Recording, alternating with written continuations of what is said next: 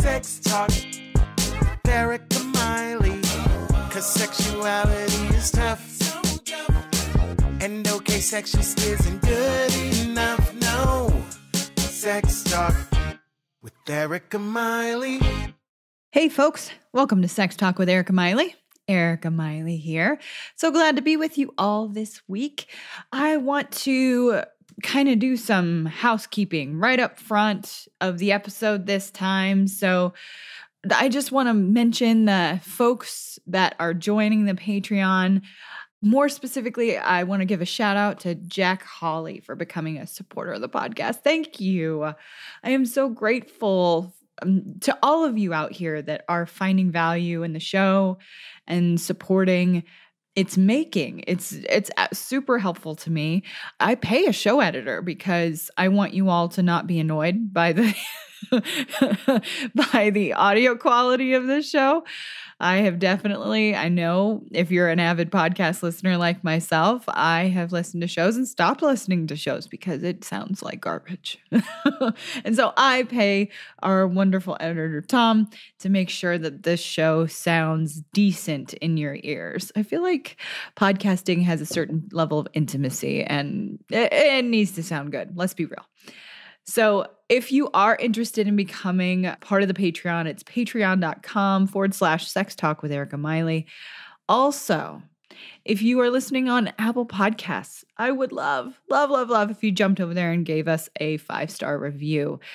Apple, pretty much anywhere that you are listening to your podcast, but Apple in particular has an interesting, funky algorithm that requires us to have 5-star reviews to be noticed or be able to be kind of in those top search results for whatever category you are in. So jump over there, rate 5 stars. I will read the review on the podcast. I'd love to have you. So jump on the Patreon, jump over and do a 5-star review. So let's jump into the topic this week. I'm going to say this up front because I think that it's important. This episode, I'm going to go in detail about a woman's right to choose. That means I'm going to be talking about abortion. This episode is not political. This episode is personal to me in particular and into many of my clients that I work with and that I serve. So just a heads up for those folks that are not wanting more information about abortion, that's okay.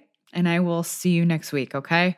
But for those of you who are going to stick around, this is a really, really important topic to me because I think that not only do my clients come to me having needed to process, maybe having had an abortion or having had a sexual assault that led to an abortion, or there's lots of reasons that someone might make this choice. And we're going to get into a little bit of that, but I want to share my own story with you. My husband and I have been married for 10 years this last year, so it'll be 11 years in September. And we had always wanted more children. And before we had our wonderful son that we love, he's our rainbow baby, we were pregnant with twins. I say we. I was pregnant with twins. I was doing the work. I was pregnant with twins. And we were really, really excited about it. We had chosen this pregnancy. We had planned this pregnancy. And we had to terminate that pregnancy because the twins were not viable and they were a threat. Essentially, their cells would not have survived a full pregnancy, nor would I have survived a full pregnancy. So both essentially the twins and myself were at risk if we were to continue the pregnancy. So my husband and I had to make the choice. Essentially, I had to make the choice because he very much believes in, my husband as well very much believes in a woman's right to choose what to do with her body. I had to choose to end that pregnancy. And I don't think any woman out there who's ever had to make this choice has ever made it lightly. I have definitely heard my fair share of people saying that people will use abortion as birth control and things like that, which is fundamentally absolutely not true. More than anything, it is one of the most difficult choices that you will ever make in your life. And it was For myself, I can say it was the most painful choice I've ever made, nor was it a choice I ever thought I would have to make, because I was married. I am married. I planned this pregnancy. I made all the right choices in quotation marks. And I laugh only because I think back then, like, that was one of the things that crossed my mind was, what do you mean I have to make this choice? I did all the right things. I used birth control when I needed to, and I still have to make this choice, and I want these babies. So I want to tell you that story, not to guilt you, none of that, but to give you a glimpse into what it's like for someone to make this choice, and to make this choice in a way that was not made lightly, that was educated, and that was still absolutely, completely heart-wrenching. And I went to therapy myself afterwards. I was in my graduate program. I luckily had wonderful people around me. I had wonderful family around me. I had wonderful friends around me who pulled me out of my house when I was an absolute and utter mess. So I felt very lucky to have the support that I had when I had to make that choice. And I hope, and I know there's so many women out there who've had to make this choice and kept it secret and didn't have the support and didn't ever talk about it.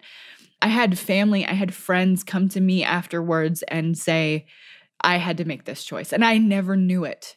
I never, ever knew it, because it's something that many women, once they've made that choice, it's something they never speak about. Or if they've had a miscarriage, they don't speak about it. And then you start to find out after you've made the choice, or after someone has had a miscarriage, that there are so many more women around you that have had this happen, and not for the reasons that are easy or political or based on someone's assumption. They are real and painful and scary. And that's why I really wanted to do this episode, is for all of them, and so that you all understand that you're not alone, not even for a minute.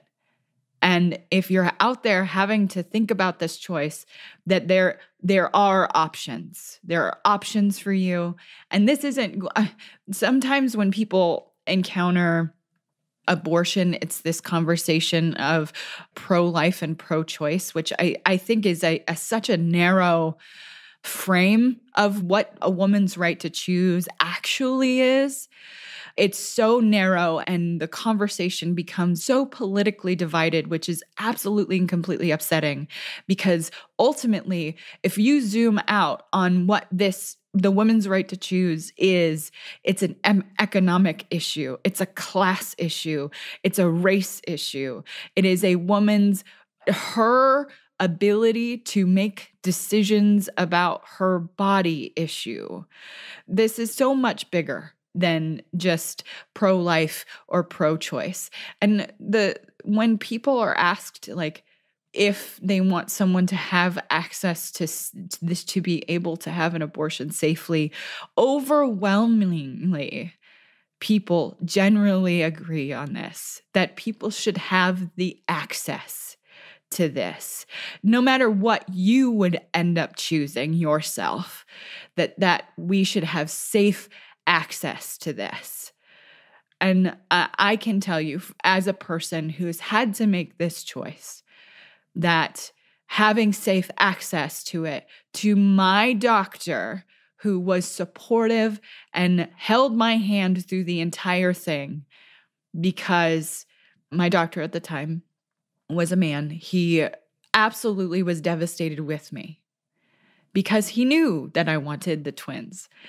So I really want all of you to, when you're having these discussions with people, or if you're on Facebook, please just log off. Just don't do this on social media. Walk away. I want you to think about the real life people, the people who have faces that actually have to make this choice.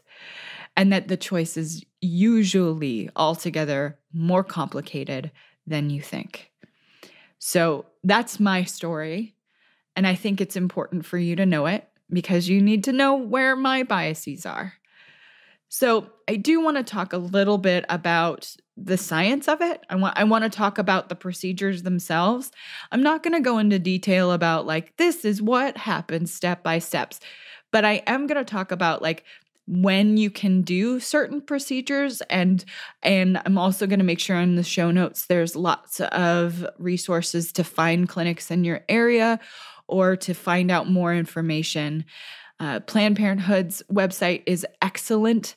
It absolutely considers all ends of what this decision might look like. They actually have an entire section about considering abortion and if it is right for you. And the first thing that is listed there is that only you know what's best for you, and you need good information and support to really help make the best decision for you and your health and well-being. And I just think that that's a wonderful way to frame this. This is your choice. This is your body. Only you know what's right for you. So me saying to you, like, my story isn't to influence you to go the way I had to go. And I had to go the way that I had to go. I say I had a choice, but ultimately it was the choice between being here on this planet to be a support to my husband and my stepdaughter or not. And that was not a choice. So a good question here might be like, why do people decide to have abortions? So you know my story now. You know why I decided. So sometimes it's simple. Like for me, it wasn't a choice. It was, okay, it's try to continue this pregnancy and die or be here on this planet, support my family. But everybody has their own unique and valid reasons. So sometimes it's they want to be the best possible parent to the kids they already have. And for me, that was part of it. They're not ready to be parents yet. Actually, Dr. Justin Lehmiller, who's been on the show, he actually just did a blog post on his website, which I'll make sure is in the show notes, about how sex before 13 is more common than you think. So especially and I can tell you from having worked with sexual assault perpetrators, but also people who have been victims of sexual assault, that sometimes when someone has been harmed, they need to be able to have the option because they are not ready to be a parent yet. And not only that child then trying to face the psychological consequences of having to raise that child that was the product of rape is incredibly difficult psychologically. Some people still make the choice to raise that child, and some people need to be able to access the choice not to. So sometimes they're in a relationship with somebody they don't want to have a baby with. Or I've met with so many people that they're in an abusive relationship or they've been sexually assaulted and they really need access to be able to not be pregnant.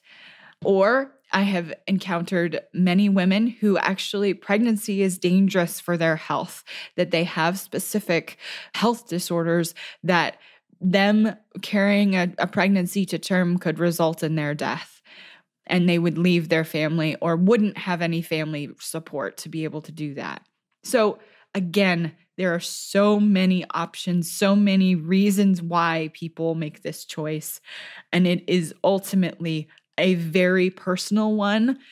And if you need and you don't feel like you have anyone to talk to about how to make this choice, People Planned Parenthood, they actually have some caseworkers that you can work with. Also, I know many mental health therapists will happily listen to you weigh these options and help you kind of tease out what is at stake for you.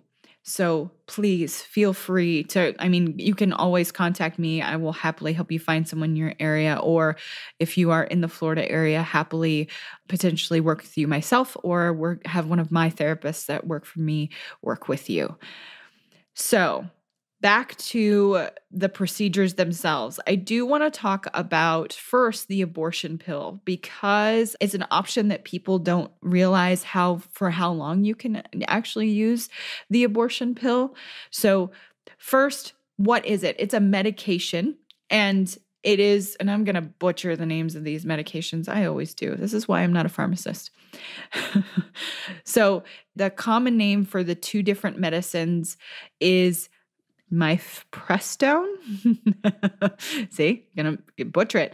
And misoprostol or misoprostol. I'm sure some pharmacist is going to jump on here and be like, Erica, get it together. So first, if you take the mifepristone, pregnancy needs the hormone progesterone to grow typically. So that medication blocks your body's own progesterone, which stops the pregnancy from growing.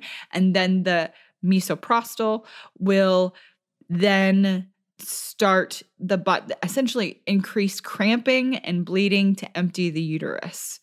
So it can be right away, or it can be around 48 hours later for you to start experiencing the cramping and kind of experience a really heavy, crampy period. And the process is similar to an early miscarriage if you don't have any bleeding within 24 hours of taking that second medication. You want to make sure that you call your nurse or doctor. How effective is this? The abortion pill is very effective. It does depend upon how far you are into pregnancy. So for people who are 8 weeks or less, it works about 94 to 98% out of 100 times. That's fantastic. It's not a pleasant experience, but it does make it so that this can happen at home. This does not need to be medically supervised. For people who are 8 to 9 weeks pregnant, it works about 94 to 96 out of 100 times. And for people who are 9 to 10 weeks pregnant, it works about 91 to 93 out of 100 times. The abortion pill usually works, but if it doesn't, you can take more medicine, or then at that point can go into a clinic to complete the abortion. So essentially, you can take the medication abortion for up to 70 days. So for up to 10 weeks after the first day of your last period. If it has been 71 days or more since your first day of your last period, you can have an in-clinic abortion to end the pregnancy. So I'm getting this information directly from the Planned Parenthood website because I wanted to make sure that I'm giving you very correct information.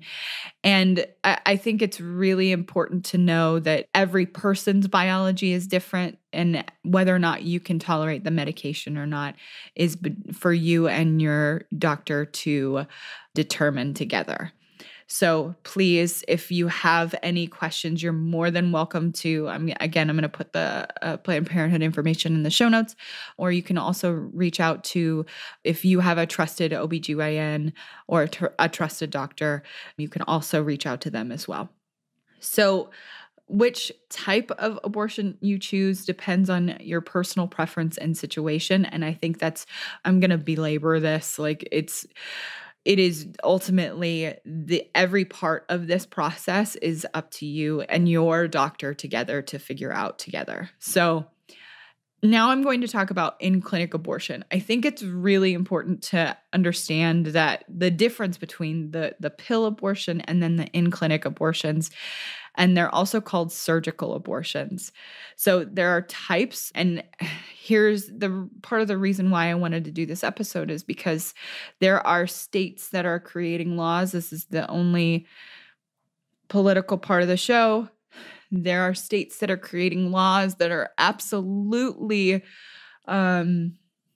barbaric and essentially a threat to women's health. They're creating laws of the heartbeat laws and laws of whether a woman may or may not know she's pregnant, and outlawing abortion even before she would know that she's pregnant. So that's fundamentally another one of the reasons why I wanted to do this episode, because I think it's so important for you to know your options. and to also know where in your state you can access these options. And if you can't access them in your state, there are many of us out here who are advocating, and I know many women out here connecting other women to other women if they have to go to other states to access any of the services they need, so that they do not have to worry about any of these penalties, or some of these laws are going as far as trying to make it a felony. So any support you need, connect with me, or I will find someone in your area to connect you with. So back to the in-clinic abortions. They work by essentially using a suction to take the pregnancy out of your uterus. There are a couple kinds of in-clinic abortion procedure. Your doctor or nurse, whatever the case may be, will know what is the right type for you. And essentially, again, this is down to you and your biology and your specific situation. The suction abortion, also called the vacuum aspiration, is the most common type of in-clinic abortion. It uses gentle suction to empty your uterus. It is usually used until about 14 to 16 weeks after your last period.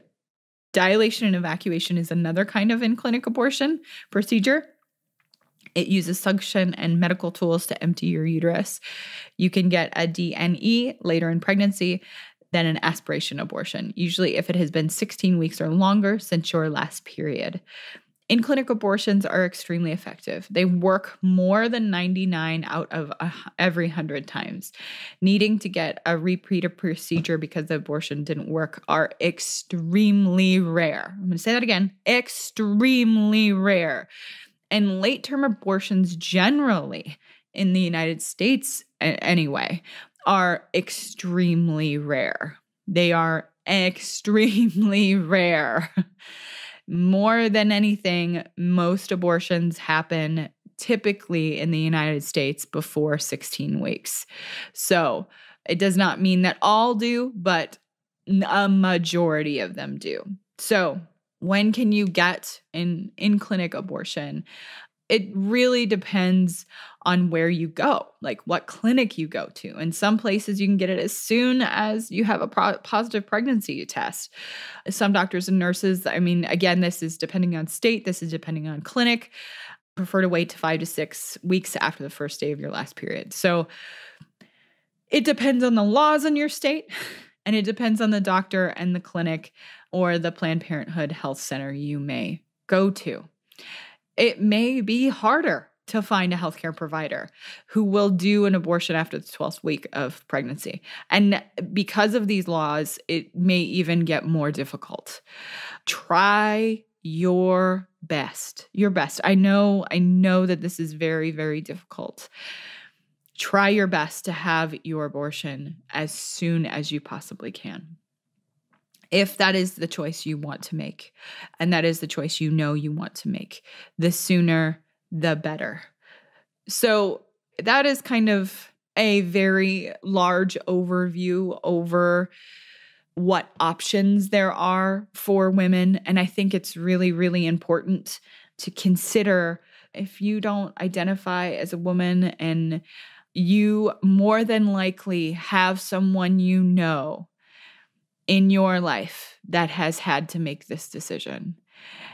So before you judge, before you jump to a conclusion, before you jump on some sort of political bandwagon, understand that these choices are difficult and they are incredibly personal.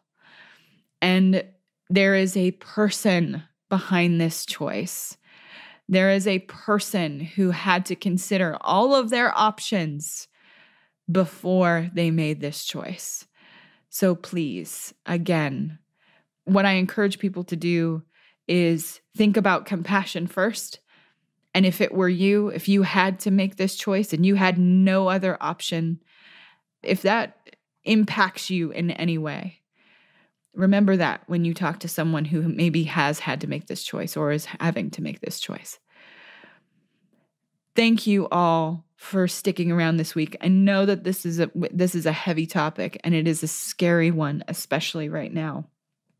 So again, if you have any questions or if you need to reach out to me, you can always shoot me an email, erica@ericamiley.com. And I'm happy to hook you up with any resources that you may need. And if you're in the Florida area or in the Washington area, Washington State, that is, and are looking for therapy services, I'm happy to help in any way that I can. And just a quick reminder, be kind. Be kind to one another. I'll just say the political dynamics are not, they're not us as people talking to one another. They're not what we see on the news and on Facebook and all of these other places is not looking at a person in the face and considering kindness before you speak. Thank you again, folks, for listening this week. I look forward to talking with you next week. Thanks. Have a good one. Bye.